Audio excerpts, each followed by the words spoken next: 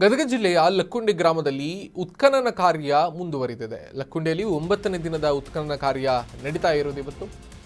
ಬಗ್ಗೆದಷ್ಟು ಬಯಲಾಗ್ತಾ ಇದೆ. ಪ್ರಾಚ್ಯ ಅವಶೇಷಗಳು ಸಿಗ್ತಾ ಹೋಗ್ತಾ ಇದೆ. ಅಲ್ಲಿ ರಾಜಮನೆತನಗಳ ಆಳ್ವಿಕೆ ಇತ್ತು, ಎಲ್ಲವೂ ಕೂಡ ಇತ್ತು. ಹಾಗಾಗಿ ಆ ಭಾಗದಲ್ಲಿ ಪುರಾತನ ವಸ್ತುಗಳೆಲ್ಲವೂ ಕೂಡ ಸಿಗ್ತಾ ಇತ್ತು. ಸೊ ಬಗ್ಗೆದಷ್ಟು ಪ್ರಾಚ್ಯ ವಸ್ತುಗಳು ಅವಶೇಷಗಳು ಬಯಲಾಗ್ತಾ ಇದೆ. ಮನೆ ಮನೆಯಲ್ಲೂ ಸಾರುತ್ತಿದೆ ಹೊಯ್ಸಳರ ವೈಭವ. ಗಮನಿಸಬೇಕು.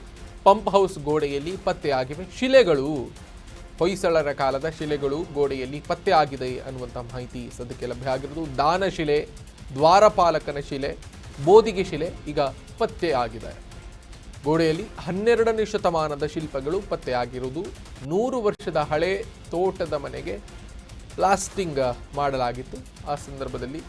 ಸೊ ಈ ರೀತಿಯಾಗಿ ಒಂದು ಶೋಧ ಕಾರ್ಯ ಮುಂದುವರಿಸುವಂತಹ ವಿಧಿ ಅಲ್ಲಿ ಆ ಭಾಗದ ಏನು ಪ್ರಾಚ್ಯ ವಸ್ತು ಸಂಗ್ರಹಾಲಯ ಇದಕ್ಕೆ ಸಂಬಂಧಪಟ್ಟ ಹಾಗೆ ಅಲ್ಲಿ ಲಕ್ಕುಂಡಿ ಪ್ರಾಧಿಕಾರನೂ ಹೊಂದಿದೆ. ಅಲ್ಲೆಲ್ಲವೂ ಕೂಡ ಈ ರೀತಿಯಾಗಿ ಒಂದು ಉತ್ಖನನ ಕಾರ್ಯ, ಶೋಧ ಕಾರ್ಯ ಮುಂದುವರಿಸಿರುವಂಥ ಸಂದರ್ಭದಲ್ಲಿ ಈಗ ಅವಶೇಷಗಳು ಎಲ್ಲವೂ ಕೂಡ ಸಿಗ್ತಾ ಹೋಗ್ತಾ ಇದೆ. ನಾಣ್ಯಗಳೆಲ್ಲವೂ ಸಿಕ್ಕಿದೆ ಅನ್ನುವಂಥ ಮಾಹಿತಿ ಕೂಡ ಸದ್ಯಕ್ಕೆ ಲಭ್ಯ ಆಗಿರೋದು.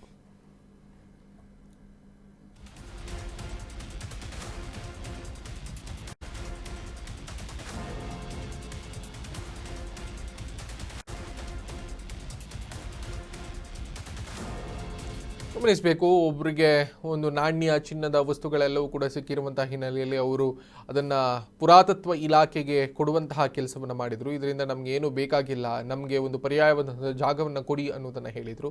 ಅದಾದ ಬಳಿಕ ಸರ್ಕಾರ ಒಂದು ಮುತುವರ್ಜಿಯನ್ನು ವಹಿಸಿಕೊಂಡು ಇಲ್ಲಿ ಉತ್ಖನನ ಕಾರ್ಯ ಮಾಡಬೇಕು, ಇಲ್ಲಿ ನಿಧಿ ಸಿಗುತ್ತೆ ಅನ್ನುವಂತಹದ್ದೆಲ್ಲವನ್ನು ಒಂದು ಯೋಚನೆ ಮಾಡಿಕೊಂಡು ಒಂದು ಪ್ರಾಧಿಕಾರ ಮತ್ತು ಇವರಿಗೆಲ್ಲ ಒಂದು ಸಲಹಾ ಮಂಡಳಿಯನ್ನು ಮಾಡಿಕೊಂಡು ಈಗ ಉತ್ಖನನ ಕಾರ್ಯ, ಪತ್ತೆ ಕಾರ್ಯ, ಶೋಧ ಕಾರ್ಯಕ್ಕೆ ಮುಂದಾಗಿದೆ. ಈಗ ಒಂದು ಮನೆಯಲ್ಲಿ ಹೊಯ್ಸಳರ ಕಾಲದ ಕೆಲವೊಂದಿಷ್ಟು ಪ್ರಾಚ್ಯ ಅವಶೇಷಗಳೆಲ್ಲವೂ ಕೂಡ ಸಿಗ್ತಾ ಇರುವುದು ಲಭ್ಯ ಆಗ್ತಾ ಇದೆ. ಮಾತ್ರ ಅಲ್ಲದೆ ಕೆಲವೆಡೆ ನಾಣ್ಯಗಳೆಲ್ಲವೂ ಕೂಡ ಸಿಗ್ತಾ ಇರುವುದು ಕೂಡ ಸದ್ಯಕ್ಕೆ ಲಭ್ಯ ಆಗ್ತಾರೆ. ದೃಶ್ಯದಲ್ಲಿ ಗಮನಿಸ್ತಾ ಇದ್ರಿ ಆ ಶಿಲಾಮೂರ್ತಿಗಳು, ಆ ಕಲಾವೈಭವಗಳೆಲ್ಲವೂ ಕೂಡ ಸೊ ಸಿಗ್ತಾ ಇರೋದು. ಈ ಹಿಂದೆ ಅದ್ಯಾವುದೋ ಒಂದು ರಾಜಮನೆತನಕ್ಕೆ ಸೇರಿರುವಂತಹ ಒಂದು ಮನೆ ಆಗಿತ್ತಂತೆ, ಅದಕ್ಕೆ ಪ್ಲಾಸ್ಟ್ರಿಂಗ್ ಮಾಡಿತ್ತು. ಸೊ ಆ ಸಂದರ್ಭದಲ್ಲಿ ಈಗ ಅದನ್ನು ಪರಿಶೀಲಿಸೋದಕ್ಕೆ ಹೋದ ಸಂದರ್ಭದಲ್ಲಿ ಈಗ ಅಲ್ಲಿ ಆ ಮೂರ್ತಿ, ಆ ಉಗ್ರ ನರಸಿಂಹನ ಮೂರ್ತಿ ಅಂತ ಕಾಣಿಸುತ್ತೆ ಅದು.